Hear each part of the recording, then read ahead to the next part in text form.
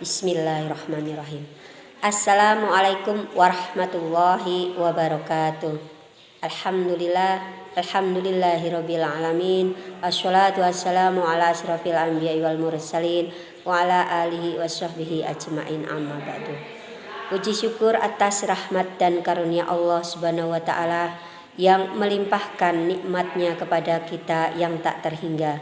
Sholawat serta salam marilah kita haturkan kepada junjungan kita Nabi Agung Muhammad Sallallahu Alaihi Wasallam. Perkenalkan, nama saya Siti Aisyah, mahasiswi semester 2 Prodi Piaud yang akan mempresentasikan mata kuliah kewarganegaraan dengan materi sejarah kepemimpinan Presiden kedua dengan dosen pengampu Ibu Maya Ayu Komalasari MPD. Semoga beliau selalu diberikan kesehatan oleh Allah Subhanahu wa taala. Sejarah kepemimpinan Presiden kedua. Negara Republik Indonesia pernah dipimpin oleh beberapa sosok presiden, salah satunya adalah Soeharto, yang dikenal sebagai Smiling General dan bergelar Bapak Pembangunan karena berhasil menstabilkan perekonomian Indonesia pasca 1965. Soeharto adalah pemimpin militer pada masa kedudukan Jepang dan Belanda dengan pangkat Mayor Jenderal. Pembangunan Indonesia di bawah pemerintahan otoriter. Soeharto meraih kekuasaan di tengah periode krisis darurat pertumpahan darah. Presiden Soekarno dipaksa menandatangani sebuah dekrit yang memberikan kekuasaan kepada Soeharto untuk melakukan tindakan demi menjaga keamanan, kedamaian, dan stabilitas. Dekrit ini dikenal dengan Super Semar atau Surat Perintah 11 Maret. Peralihan Orde Lama ke Orde Baru yang berarti kebijaksanaan pemerintah diubah dengan gratis. Pemerintahan Soeharto berfokus pada pembangunan ekonomi. Hubungan dengan dunia barat yang dihancurkan oleh Soekarno dipulihkan sehingga dana bantuan dari asing mengalir ke Indonesia.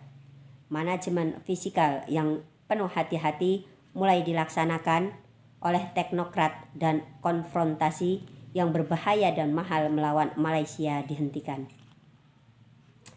Pada masa pemerintahan Soeharto, para menteri tidak diizinkan membuat kebijaksanaan sendiri. Mereka harus mengimplementasikan kebijaksanaan Presiden, Golkar atau kelompok fungsional yang digunakan sebagai kendaraan parlemen Soeharto. Pada masa kepemimpinan Soeharto, produksi minyak domestik yang memuncak memastikan bahwa pendapatan negara berlimpah dan digunakan untuk membiayai pembangunan infrastruktur dan program pengentasan kemiskinan. Pada tahun 1975, militer Indonesia menginvasi Timur Timur. Investasi pertanian kemudian menjadi yang terbesar, mencapai 13% dari total APBN di sektor infrastruktur pembangunan jalan, pembangunan jaringan irigasi, semua itu berkembang. Selain itu, program keluarga berencana juga berhasil diterapkan. Berbarengan dengan maraknya korupsi, kolusi, dan nepotisme. Soeharto merupakan tokoh amat penting selama abad ke-20 di Asia. Pada tahun 2005, Presiden Soeharto memperoleh anugerah Bakti Pratama dari Partai Golkar. Namun pilar ekonomi menjadi alat legitimasi ini menghilang ketika krisis finansial Asia melanda pada tahun 1997 hingga 1978.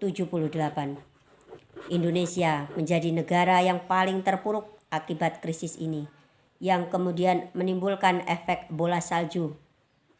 Dari sebuah krisis ekonomi berlanjut ke krisis sosial dan juga politik, hingga masyarakat Indonesia menuntut adanya pemerintahan baru tanpa Soeharto dan menuntut era reformasi. Jakarta berubah menjadi medan pertempuran, ribuan gedung hancur dan lebih dari 1.000 orang dibunuh pada 21 Mei 1998. Wakil Presiden Baharudin Yusuf Habibie menjadi presiden dan mulai era reformasi. Setelah Presiden Soeharto berhenti menjadi presiden pada tahun 1998, arus penulisan sejarah cenderung menanggalkan atribut kebesaran yang telah disandangnya selama puluhan tahun. Sejarahnya pun kini dipertanyakan. Demikianlah presentasi saya mengenai sejarah kepemimpinan Presiden kedua. Demikianlah presentasi dari saya. Mudah-mudahan bermanfaat. Bila ada kesalahannya, saya mohon maaf yang sebesar-besarnya, dan kepada Allah saya mohon ampunan. Saya akhiri.